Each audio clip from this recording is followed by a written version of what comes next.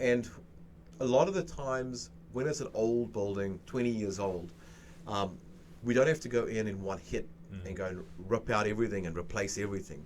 There's a lot of options out there now.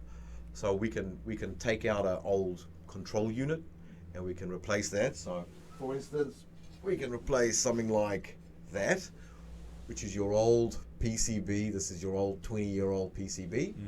I think that That one's probably got a date on it somewhere. This actually is that is a TCOM Challenger. Yeah.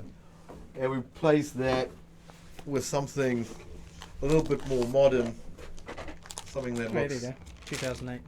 Shit. So in that amount of time, they've become that much smaller.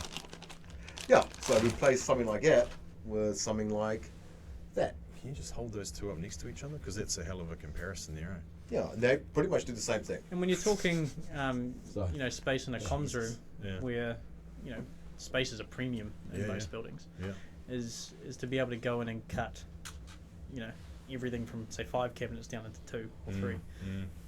It just creates more space for people to be able to work in that same area. And it's also like energy efficiency. There's so many different aspects that come into it.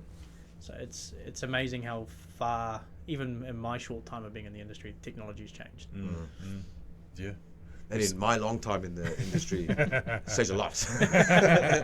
We've seen that with like not only this sort of tech, but also with like HVAC, like cooling towers. And stuff. Yeah, man. Yeah, We're having some cooling towers replaced at a building at the moment, and I shit you not, like one of them is probably like half the size of this our office here. Yeah. Huge bloody thing. And now the ones that are going in are literally a quarter of the size of this room. Yeah. More output. So things are just becoming, smaller, more efficient.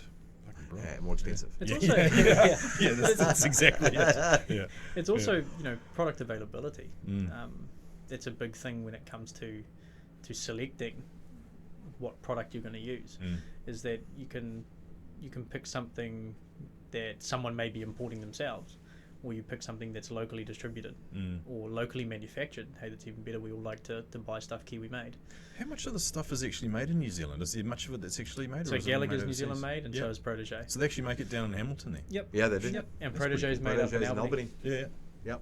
Alright. Yeah, the Protégé's ICT's just done a big upgrade on their warehouse up there. Yep. So I can't remember how many off the top of my head they employ, but they got quite a bit. And Gallagher's got a massive production facility down in Hamilton.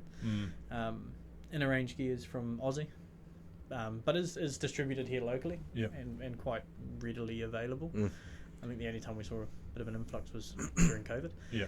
And then TCOM. I don't know where TCOM's made. Yeah, There is nowhere. one supplier here, but I mean, Is it the? well, TCOM was huge back in the day. Yeah. In the 90s, TCOM was huge. it's still quite Yeah. popular in Aussie. Oh, It's like the old Nokia or the Blueberry, yeah. BlackBerry. Yeah. And I mean, just a little TCOM, single door reader from way back. I think it still look like it. I don't know if Still They've exactly moved the on. same. but with TCOM, Hill's pulled out, so TCOM is now supplied by a different distributor. Yep. So yeah, it swings in roundabouts. Yeah. But those are really the four big boys in New Zealand when it comes to access control.